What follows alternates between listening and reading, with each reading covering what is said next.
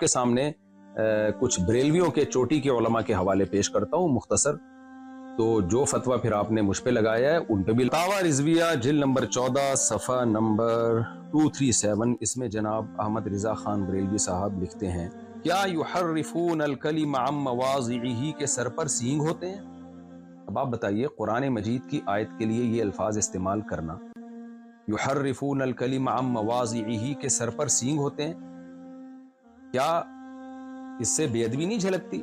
یعنی ایسے ہی ہے جیسے کوئی کہہ لے کیا سورہ اخلاص کے سر پہ سینگ ہوتے ہیں، کیا قل هو اللہ کے سر پہ سینگ ہوتے ہیں، کیا سورہ فلق کے سر پہ سینگ ہوتے ہیں؟ تو آپ دیکھیں کہ یہ انداز بیان کیسا ہے۔ کیوں ہمارے جو بریلویوں میں جو متشدد حضرات ہیں اس کو نیت کو ایکسپلین کرنے کا موقع بھی دیتے ہیں، ڈیفینڈ بھی کرتے ہیں، تو اگر یہ کام کسی دوسرے سے ہو جائے تو یہ کیا بات ہے کہ بھئی دوسروں کے لیے اصول کچھ اور اپنے لیے اصول کچھ اور۔ حالیہ دنوں میں ایک یوٹیوبر کی طرف سے کچھ بے باکانہ جملے ادا کیے گئے، اس پر جب سامنے سے رد عمل آیا تو اس بندے کی طرف سے بھی اور کچھ اور لوگوں کی طرف سے اعلیٰ حضرت کی فتاوی رضویہ شریف کی ایک عبارت پیش کی گئی اور کہا گیا دیکھو، اگر قرآن کے بارے میں یہ کہنا کہ گرامر کے لحاظ سے غلطی ہے، یہ گستاخی ہے، تو پھر تو یہ امام احمد رضا خان فاضل بریلی نے بھی کی ہے۔ جو حوالہ پیش کیا گیا وہ یہ تھا، سرکار اعلیٰ حضرت ایک مقام پر لکھتے ہیں یحرفون الکلم عن مواضعہ کے سر پہ سینگ ہوتے ہیں۔ اب یہ آیت کریمہ کا ایک جز ہے، یحرفون الکلم عن مواضعہ، جس میں یہودیوں کے ایک ناپاک عمل کو بیان کیا گیا ہے کہ وہ رب کے کلام کو بدل دیتے ہیں۔ اب کا دیکھو، احمد رضا خان فاضل بریلی نے رحمہ اللہ نے فرمایا کہ قرآن کی آیت پڑھی اور کہا کہ قرآن کی آیت کے سر پہ سینگ ہوتے ہیں۔ یہ گستاخی نہیں کہ قرآن کی آیت کے سر پہ سینگ بیان کر دیا؟ کتنی بڑی بے باکی اللہ کے قرآن کے ساتھ۔ حالانکہ اگر اس کو بنظر غائر دیکھیں تو یہ میرا ہماری بخاری مسجد کے پیج پر اور اجوا پروڈکشن پر بھی یہ چیز لائیو ہے، آپ اس کو بعد میں تحمل کے ساتھ دیکھیے گا۔ ایک فن ہے فن بلاغت، جو ہم اپنے طلباء کو دوسرے، تیسرے، چوتھے، پانچویں، چھٹے سال تک پڑھاتے ہیں۔ ابھی بھی میں اس فن کی کتاب مختصر المعانی پڑھا رہا ہوں۔ اس بلاغت میں ایک فن ہے جس کو کہتے ہیں تلمیع، تا لام میم یا عین۔ یہ کیا ہے؟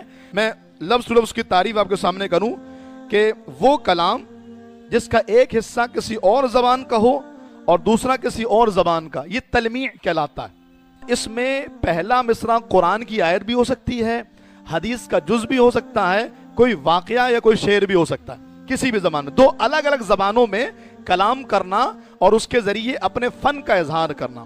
لیکن جب آپ ان دونوں کلاموں کو ملا کر کے ایک زبان میں ترجمہ کریں گے تو بات سمجھ میں آ جائے گی۔ اعلیٰ حضرت نے اسی فن تلمیع کا استعمال کیا۔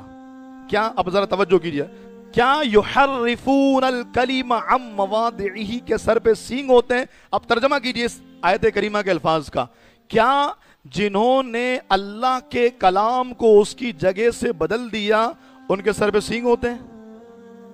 اعلیٰ حضرت نے آیت قرآنی کو کوٹ نہیں کیا کہ اس کے سر پہ سینگ ہوتے ہیں، بلکہ اعلیٰ حضرت نے فن تلمیع کا استعمال کرتے ہوئے ایک جملہ کسی اور زبان میں اور دوسرا جملہ کسی اور زبان میں استعمال کیا۔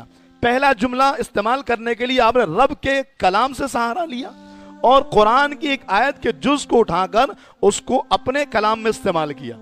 اور جب آپ اس پورے کلام کو جوڑ کر کے دیکھیں تو معنوی اعتبار سے یہ ہرگز بات نہیں کی جا رہی کہ قرآن کی آیت کے سر پہ سینگ ہوتے ہیں، بلکہ یہ کہا جا رہا ہے جن یہودیوں نے اللہ کے کلام کو اس کے جگہ سے بدل دیا ان کے سر پہ سینگ ہوتے ہیں۔